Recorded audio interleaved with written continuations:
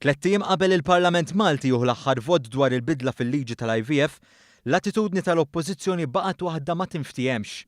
Tkellem dwar dan il-Prim Ministru Joseph Muscat f'intervista li se tixxandar il-ħadd fl-10 ta' filgħodu fuq One Radio. Meta għamilna l-emendi tagħna għall-pożizzjoni tagħna, l-ewwel ħarġet tgħid tara bidlu l-affarijiet kellna raġun aħna. U mbagħad wara ftit qalu isma' dan ma bidlu xejn. Il-Prim Ministru tkellem dwar kif l-Oppożizzjoni baqgħet kontra kollox u fisser kif kien saħansitra sorpriż bil-mod li bdew jiġu indirizzati familji b'ġenitur wieħed. Dan meta sa ftit ta' snin ilu f'pajjiżna kellna sitwazzjoni ipokrita.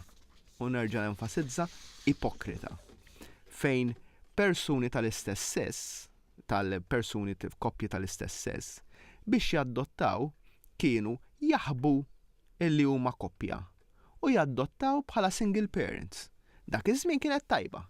Issa għax persuna singola għal diversi raġunijiet tkun trid tidħol għall-IVF qed jgħidu din mhix familja. L-Oppożizzjoni tant kienet konservattiva u negattiva fuq kollox li saħansitra spiċċat tivvota kontra proposti tagħha stess. Marija De Guara illi qed tagħmel proposta dwar kif għandna ħallu l-speċjalisti jiddeterminaw in-numru ta' bajt li jiġi fertilizzat u trattament tal-embrjuni u kollox.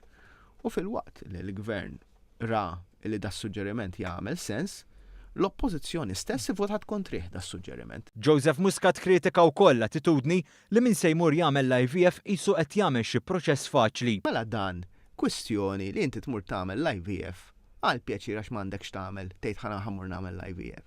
Dak li jkun aktarx għadda xhur biex ma ngħidx snin jipprova jkollu tfal.